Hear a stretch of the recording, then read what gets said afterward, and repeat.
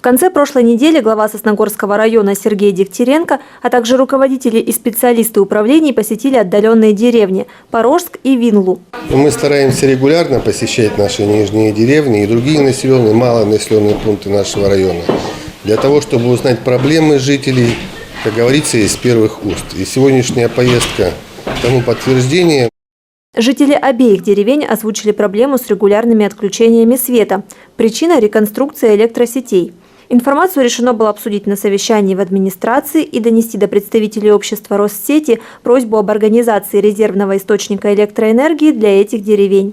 Собравшиеся также подняли вопрос о сносе пустующих домов в деревне Порожск. Да вон буквально вот выезжать будете, двухэтажный старый дом, он уже все навал, все развалился, без окон, без этого. Как бы я уже подколачивал там, чтобы собаки не лазили. И мало ли дети зайдут летом, и там как бы может пожар случиться. Снести дома имеют право только с разрешения хозяев, которые в деревне не проживают. Сотрудники управления ЖКХ зафиксировали адреса и займутся установкой собственников. Кроме того, местные пожаловались на подтопление весной пожарных водоемов. Эту проблему решат специалисты управления по делам ГО-ЧС. Они входили в делегацию. Для собравшихся провели инструктаж по пожарной безопасности и безопасности на воде в период половодья. Рассказываем вкратце о том, как нужно правильно пользоваться печкой в доме, то, что нужно убирать перед пожароопасным периодом свою территорию, да и в принципе, что нужно сжигать все в бочках. Жители Винлы озвучили проблему с периодическим отсутствием интернета и мобильной связи. Антенна часто падает. Руководитель района предложил установить ее не на здании деревенского клуба, где она сейчас находится, а на отдельно стоящую опору. Об этом будет направлено ходатайство оператору сотовой связи. В ходе встречи прозвучал вопрос о водоснабжении. Колонки неисправны, приходится ходить зимой к скважине. Добираться до нее долго и трудно. Когда наступит весенний период, мы проведем обследование существующего водовода и уже будем на месте принимать какие-то меры, разрабатывать меры по решению проблемы водоснабжения. Кроме того, глава района рассказал, что проект по реконструкции имеющегося водовода будет заявлен в рамках программы «Народный бюджет». И если жители поддержат, а республика одобрит, то средства на эти работы будут выделены. Пока же, как компромисс, было предложено заключить договор с одним из жителей деревни на поднос воды от источника до дома. Все жалобы и предложения местных зафиксировали и приняли в работу, а в завершении встреч в обеих деревнях выступил народный хор коми-песни «Зиль-зёль». В ближайшее время глава района посетит поселки Ирайоль и Малая Пера. Полина Бастракова, Евгений Юрин, Вести Тимана, Сосногорск.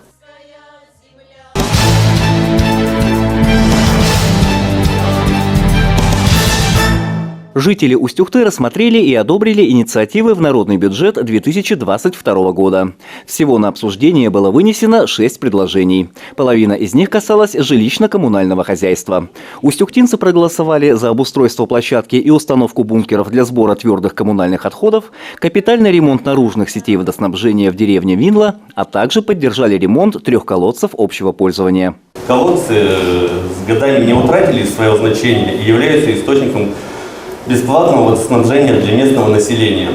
На сегодняшний день многие колодцы в селе находятся в неудовлетворительном состоянии, и есть необходимость их реконструировать и довести до соответствия, чтобы жители села Усть-Ухта могли пользоваться не только централизованными источниками водоснабжения, но и также этими данными шахтными колодцами. Поддержали устюхтинцы и проекты социальной направленности. В 2022 году в селе может появиться новая детская площадка, а также этнопарк в гости к Колысю на территории недавно построенного социокультурного центра. Проект направлен на сохранение культуры коми-народа через проведение цикла мероприятий на основе легенд коми-зырян. Это новогодние мероприятия, рождественский, день рождения коми-домового Олося, масленица солнца, Усть-Ухтинские посиделки, сказочные деревни, игровые программы со сказочными героями сказки Усть-Ухтинского леса. И много-многое другое можно придумать и провести как в помещении, так и на уже оформленной площадке. Еще одним проектом, предложенным сельчанами, стала установка баннера на въезде в Усть-Ухту.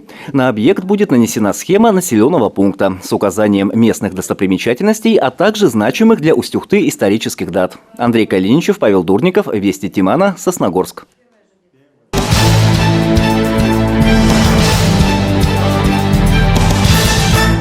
Отметить воссоединение Крыма с Россией тематической выставкой помогли историко-краеведческому музею «Неравнодушные сосногорцы».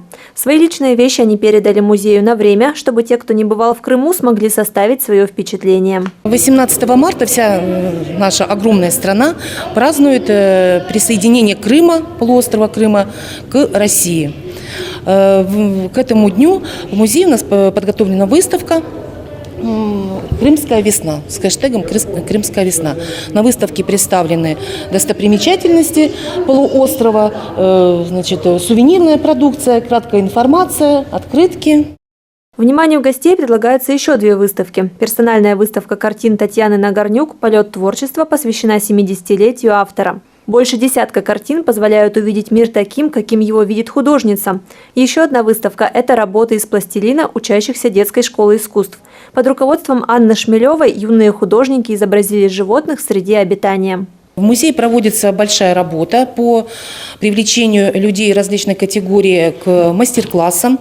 Это мастер-классы живопись нефтью, валяние валенок, сухое, мокрое валяние. Всю информацию можно узнать на сайте музея, в соцсетях, в Фейсбуке, ВКонтакте, в Инстаграме. Записаться на мастер-классы можно по телефону в Сосногорске 5 46 02. Полина Бастракова, Наталья Максимова, Евгений Юрин, Вести Тимана, Сосногорск.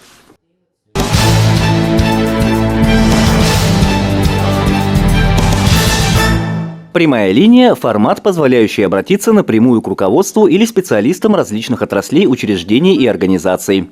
Это зачастую помогает ускорить решение тех или иных вопросов. В этот раз общественная приемная главы Республики Коми инициировала прямую линию с представителями Сосногорского водоканала. Вопросы жителей города касались водоснабжения и водоотведения. Одной из проблем этой зимы стали замерзшие трубы с холодной водой и канализацией. Все вернее знают, да, что эта зима у нас была такая довольно-таки суровая. И есть такие, скажем так, я не знаю, как их там назвать, там, климатические условия или какие-то там обстоятельства. Когда вот эти все морозы уходят, то весь этот холод уходит в землю. Ну, как бы это есть такая вот ситуация, да. Не знаю, как более назвать ее по-научному. Вот. И в связи с этим, да, во многих местах у нас замерзали трубы, перемерзали. Конкретно, да. Только в тех местах, где нет снега, где нет снежного покрова, вот под дорогами. Да, вот именно в тех стоянки, местах. Там промерзание. Где снегом все укрыто, все хорошо. Отогревая трубы по старинке, специалисты водоканала столкнулись с тем, что из-за рельефа это не всегда эффективно. Поэтому предприятие заказало специальный парогенератор, который будет опробован в ближайшие дни. Ситуация с промерзанием труб в этом году стала головной болью не только сосногорцев. Кроме природных аномалий и их последствий, звонившие на прямую линию жители обозначили ряд ситуаций, в которых без помощи сотрудников водоканала не обойтись. Например, в доме 33 в 6-м микрорайоне на 9-м этаже перебои с холодной водой. А на Орджоникидзе 12 отвалилась горловина канализационного колодца. И запах, идущий оттуда, не добавляет жителям комфорта. Вадим Кучумов пообещал, что все обозначенные жителями проблемы обязательно будут рассмотрены специалистами предприятия и устранены, как только это будет возможно. Андрей Калиничев, Наталья Максимова, Евгений Юрин, Вести Тимана, Сосногорск.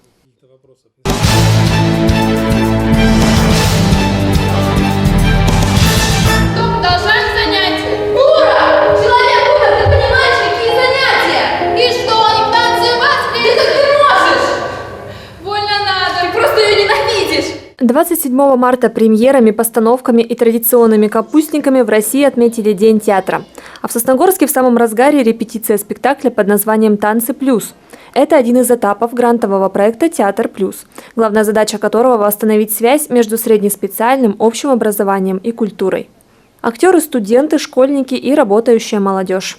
Ценность в том, что мы затронули серьезную тему подрастающего поколения, причем юношества.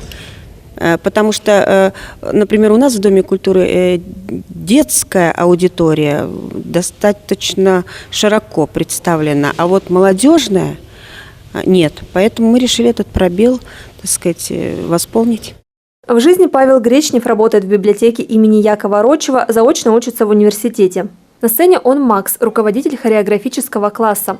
Герой на год старше самого Павла. И, как выяснилось, между ними много общего. Общего, наверное, характер.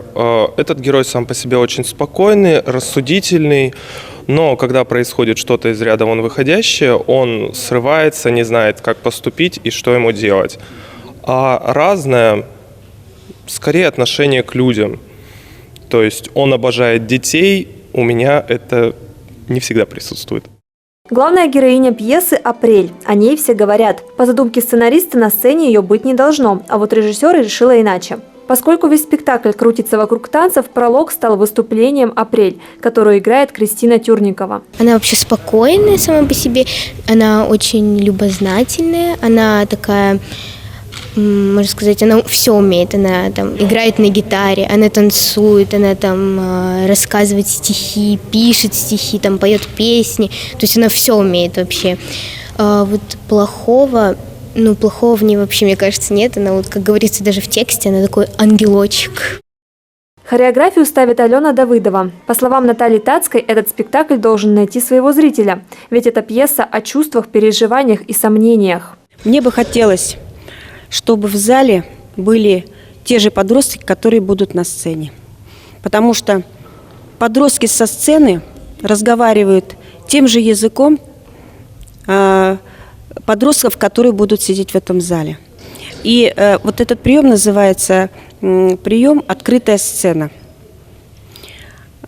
Поэтому, естественно, проблемы, я так думаю, свои каждый из сидящих в зале увидит на сцене. Это самое главное, чего мы добиваемся.